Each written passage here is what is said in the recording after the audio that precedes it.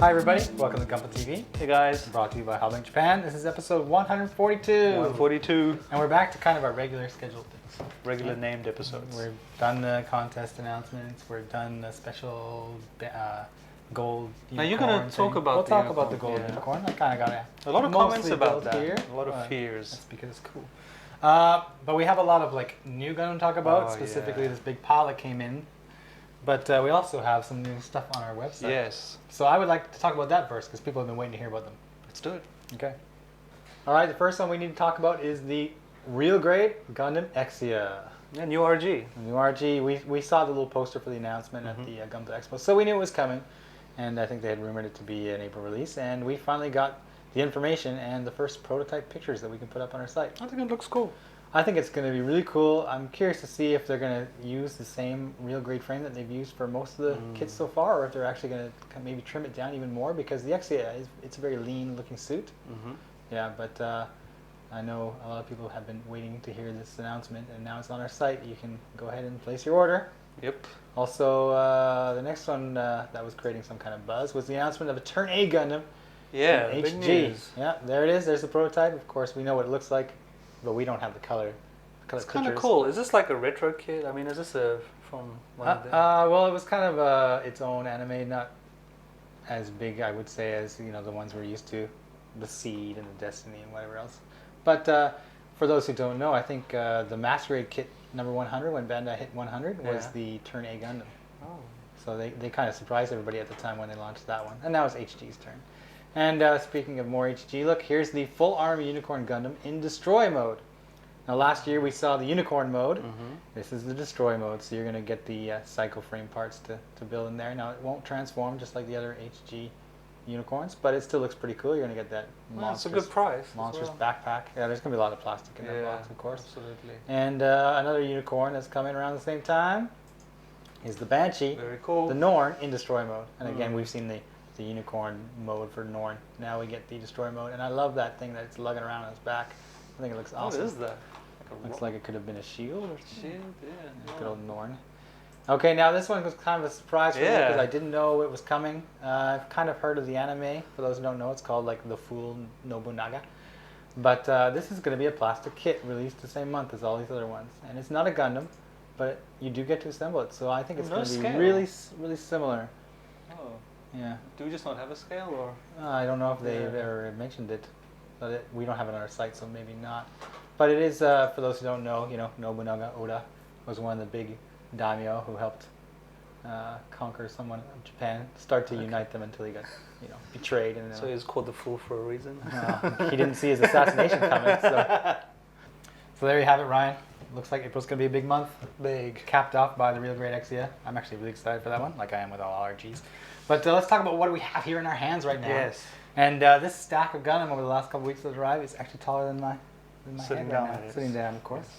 So I'm going to start with the Gunpla Build Fire stuff. This came out the previous week. A lot of kids coming for Gunpla Build Fires? Gundam Build Fires. Build Fires, Popular that's series, right. I think. Oh yeah, I've actually started watching it on Monday nights. Yeah. At home it's like 6:30. Is your opinion changing? I like how it's animated, and I like seeing like the older suits and whatever else, but I just can't get interested in watching 9-year-olds talk about things. Just not me. But the kids are cool. So here's the sniper, GM Sniper K9, and it's for those who don't know, it has this little K9 backpack which you can buy separately. Here it is if you want to make a K9 unit of any of your other HG kits. It's a robot, so there you go. cruelty There's to the animals. backpack. Here's the GM Sniper. You can see it's very GM-y. Oh yeah. GM techy. Yeah, of course it comes with the extra hands or whatever else. Lots of hands. I actually want to talk about this one more than that one because this one I was more excited about. The Papillon, Qubeley. Qubeley. Look at this guy now. Blue might not be really my thing, but I think it actually looks really good. Yeah, that shit looks on a Qubeley. Very cool. This kind of scheme. It's really sweet, and of course, even though this is HG, you're gonna have some pretty big parts. So that is pretty cool. That's pretty cool. Okay, moving right along. I got a stack to get through here. Yeah. And what is this? The Dove and Wolf. This is not from Gunpla Build Fires. It's from Double Zeta. Wow. So we have the Dove and Wolf. Cool. It's big. It's green. I must say I don't know too much about Double Zeta except that you can also get the Dreesen. Here's the Dreesen. It's double Zeta as well. This guy, it looks kind of cool because you see he carries around this two-handed Oh, I axe. love his flared pants. Yeah, you like that? Bell bottoms. Hey, this isn't that kit I did half of, you know, the throwback No, kit? no, it's not the same one.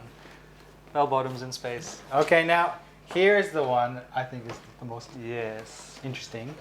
Look at that. The Sengoku Astray. Let's look inside this box. All right, let's open this baby up. Here we go. Before we start, let's just say best box art ever. Yeah, it's super sexy. It's awesome. Okay, now for those who don't know, we're basically getting the red frame, but it's been Gundam build fighterized here. But check this out. This little mask here. And then the eye Is part. that the backpack? Yeah, if you look at the actual box again here, you can see he kind of sports it on his back. That's really cool. It is kind of cool. I think it also acts as a shield, but it represents the old, Tengu mask type of thing. One thing I am excited about is seeing that, You get the plated sword parts now. Yeah. I don't know if you can get close enough to see. Maybe we'll have to have some image in there, but there are signatures on these swords. And you can see the it. signatures are actually representative of real sword makers from way back when in the day. So you have Kiku Ichimonji, which is like a school of swords making, and Kotetsu. Very, very famous, very, very expensive if you find one of the real things. If you do, call me though, because I'll buy it from you cheap. And more or less, I mean, you're getting the effect parts in the shoulders, something we're not seeing with the normal red frame. And there's the foils for that, if you like. And for the most part, you get the lean, mean fighting machine that is the Red Astray, complete with its own Gundam build fighters stickers. Yeah, so a lot of people have been waiting for the Sengoku Astray. I know the HG version was very popular, but now you get, this is Natsukashi for me, now you get the MG version. And actually, if you look in here, I wanted to look here, it says Master Grade Astray Red Frame. It doesn't say Sengoku. Oh. Yeah, so you're getting a lot of the same parts. A lot of it will be the same, of course. Polycaps as well. And these white armor parts are from the normal Red Astray. So there is a lot of reuse of parts, which makes sense because they're the same kit, just slightly different. There you go. There you have it. That's a pretty awesome looking Master Grade. Love that backpack. Speaking of awesome looking Master Grades, I had some time to work on the gold coating unicorn, and that's what I want to talk about next. Actually, I want to take this guy out and show everybody what I've done so far. And people are most interested about nubs, Yes, I think. I know a few. All right, now I must admit that I didn't get it all finished. There's a lot of stuff to this kit. Of course, the unicorn with its transformation, that's quite the build on its own. You have that new backpack with the armed armor DE. You have all the weapons it comes with. And what I did manage to get, I'll show you. This is how far I made it. I actually put the bulk of the suit together. Yeah, pretty far, I'd say. Now. I wasn't in a hurry, but I wasn't taking my time. I was just kind of going at the normal pace because what I wanted to show is that just by normally building the kit, how the nubs feature, because that's a concern everybody has. Yeah? Oh, yeah. It's like, oh, this thing's gonna have nubs. It's not undergated. I don't know why you'd expect it to be undergated because Bandai never does that. But it still looks pretty good once that finish goes on there. Although I have noticed on my kit anyway, there is one part, and I can't locate it anymore, which is a good thing, that just seemed like that coating kind of pooled over a little thicker on. But once you get it all built in there, it's hard to locate, so I don't have a problem with that. Now, just by getting a close-up of it, you can see, there's these nub marks in the shoulders, some areas as well. I don't have a problem with that. I know people are concerned about it, but then again, it is what it is. The plastic isn't thicker like when you build a titanium finish. A lot of the time the plastic is thicker, it's heavier.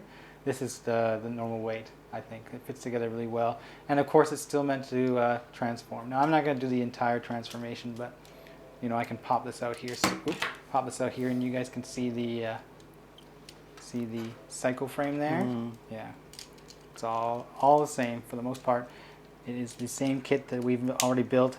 Unicorn mode, version Ka, Banshee, Titanium Banshee, and whatever else. Even the backpack is the same. Of course, you're going to be taking a part off to put on the armed armor. But there is an aspect of this kit that is completely different, and that is the head. Now, I have this parts in this box somewhere. I should have pulled them up before we started filming. Someone's going to get angry at me. The internet is waiting. The internet will get angry at me. I carefully kept them in this box here. Now, like the Unicorn OVA, when you build this part of the head here, this little fin, in the anime this opens up, right? And you actually get a version that you can build that opens. And instead of having just 2 parts, like the first version Ka Unicorn did, this one gives you 4 parts, because not only do you open it, but you can also turn it. Okay. So I was worried, oh, I got these really small parts, I'm going to have to try and get these into here. And it turned out all right. Like, it's tough to get them in line, but they're still pretty solid. And once you put them in there, they'll stay more or less in the right position. But for the sake of simplicity, they also give you this piece you can just drop in there, and you get another piece for its open mode as well. So just like the OVA, they went and give you the extra parts you need to make the head. So I'll pull these off. Now the head is completely different, which explains why you're left with some extra parts here. Here's the parts on the runner that you don't need, right? Here's that's quite a few pieces. Yeah, there. this is all the head. The head parts are dimmed to accommodate this new type of antenna he's got here. So yeah, all this here you don't need. So I don't know, somebody wants some gold parts for their Unicorn? There's some right here. Okay. Now I'll pull out the last of the gold parts here. Here's the last of the gold parts. Here's the parts for the shield. And they actually, I think, give you enough to make 2 shields. But I'm just going to put the shield over here, because what I talked about lastly here is the armed armor. And you can see these parts are very large, and you get frame parts for them as well, a little bit, as well as the cycle frame parts. There's a couple parts as well, and marking stickers. Now, I think I showed those last time. Stickers, yeah, we saw it. It was. But I'll pull them out of here again. At first, I thought, oh no, marking stickers, yuck. However, because the fit is so precise, it actually doesn't look too terrible. I was looking at some pictures of it on the internet before I started building it. It does look pretty good. So I will probably be using these when I build the armed armor. I'm still kind of excited by how shiny that is. I think you can see me in it. Yeah? The camera? Yeah, maybe. There you go. And I think that's all I really need to show, but I will remind everybody, because I have it here Decal somewhere. sheet. The decal sheet. Where did it go? Yeah, I saw it in there. Everything's in here, but it's all blingy. It's hard to see inside. You're blinded by the It bling. reflects all over the place. Really? Here it is. Oh. I had it on this side. Now, there's the decal sheet. All water slide decals. It's huge. It's awesome. People are saying, well, do I use Mark Setter or Mark Softer on a coating like this to get the decal in place? And I would say no. Don't use any chemical on this coating, because there's a chance that you could start to, dissolve it. Okay. That has happened in the past with different type of extra finish. My advice would be to get it built like this. Spray it lightly with a really gloss top coat, because you want to get it to be as shiny as possible, and then start putting the decals on, and then seal it again with that really glossy top coat, and it should look fine. It should look good. But just be careful not to use any kind of chemicals that you normally would just on normal plastic, because this coating isn't normal plastic. So I'm just going to leave this guy like this, and next time I have a chance, I'm going to build that Armed Armor DE and throw it on its back, and we'll bring it on the show again to show everybody the final result. There you go, Ryan. We got a gold Unicorn. Yeah, looks very nice. A little Very bling in the shiny. studio today. I think it looks awesome. It actually looks awesome. Yeah, I think looks this is, in my opinion, one of the best looking gold. Finishes? I like this gold finish. Yeah. Yeah. It's this When you're reflective building, gold. of course, you're cutting the parts off the running, you're staring at it, and you're like, oh, there's a nub. It's huge. Of course, it's huge. It's right in front of your face. When you actually kind of get it together and kind of take a step back and look at it, it's not as noticeable as you thought it would be. No. Thought it would be. It looks good. There's gonna be some areas that you just can't get away from the see nub. myself. Yeah. What do you think? Yeah, sexy. I see myself I can see the reflected. camera. We're breaking the fourth wall. That's right. It's not good. No. It destroys the rules of cinema. Okay, so I'm going to finish this because I still have to do the armor backpack part. This took longer than I expected it would take. But now, this is the part of the show where we normally talk about comments. And this time we're not going to read any comments, but we're going to start something that is going to generate a whole lot of comments. Yes. Yes, now, for those of you who don't know, and most people I probably do. We've been doing the show for a while now. This is episode 142. We've been doing it for like 2.5, 3 years. Yeah. And over that period of time, we have Amassed, that's a good word, a large collection of built or half-built model kits. And it's now reached the critical point where Sid has to get rid of it. we have to start moving it. Like I cannot continue stacking these up against the wall, it's the ceiling and everything else. So what I've decided to do after talking to Ryan here, giving my suggestion is, we're going to give these away to the viewers. Yes. So, for example, this is the two that I have here. I pulled these out. This is the Sandrock. Yes. Shake. Yeah, it's all built. You can hear it in there. Yes. So And these are, just to confirm, these are like mostly built? For the most part, these are built, right? Okay. Yeah. But you have like some runners in there, all the weapons, the Any manual. parts it's supposed to come with, it's in there. But Okay. this is my thinking. What I want to do is, at the end of each episode, or every couple of episodes, depending on time, we'll bring out two kits like we're doing now with the Wing Proto and the Sandrock. And we are going to offer to give these away to some viewer. Lucky person. So if you didn't win in the competition, yeah, everybody's going to win in this because I got too many of these things. Here is how the rules work. You need to make a comment, anything, of course, hopefully a constructive comment, on the Gunpla TV episode, but not on YouTube. not on YouTube. It has to be on HobbyLink TV. So when the But post on we the put up- episode, so Yeah. 142. Yeah, so when episode 142 post goes up on Gunpla TV, you can post a comment there. We'll get a stream of comments, I'm sure, for people who are hoping to win this stuff.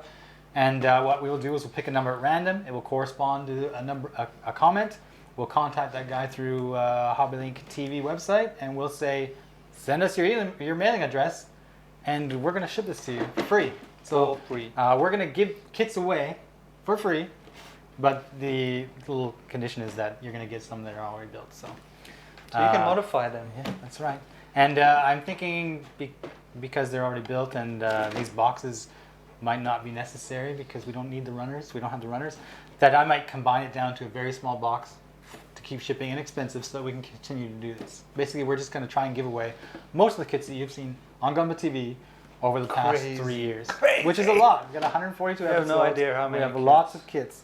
Lots of I kits have to no give away. idea. And that's what we're going to do. So, once again, watch the episode on HobbyLink TV, and leave a comment and just say, yeah, great show, or my name's Bob, or I would love to have that. Or why you want the Sandrock or the Wing Gundam Proto. Yeah. You can own a part of Sid's history here, people. Yeah, there you go. Sid's history. Or not own There it. you go. But I'm not going to look up which episode it showed in. No. I'm not going to go back and say, this was from episode 115, Oh, that's, remember? actually, No. that should be the comment. What episode is this from? Of course, everyone who watches It's all random. It's all random. Yeah, it's all random. It's the We're easiest way throwing to the do it. dice. We're just trying to make this simple and fast. So Yeah. we pick a number, we pick a comment, we contact you, we send you a box of Gundam. All right? Straight. How's that sound? That sounds awesome. All right. Okay. So it begins. So remember, not YouTube. No. HobbyLink TV, episode 142. Yeah. Yeah. And then next episode 143, we'll do the same thing. All right. So that's all I have for today. That's a big announcement. Okay, and just to remind everyone, we have Facebook and YouTube and blog and groups. So please comment, post your pictures in the groups. And just once again, congratulations to all the winners. I'll be contacting you guys pretty shortly, and we can get the ball rolling. All right. Okay? Sounds good. See you later. See ya.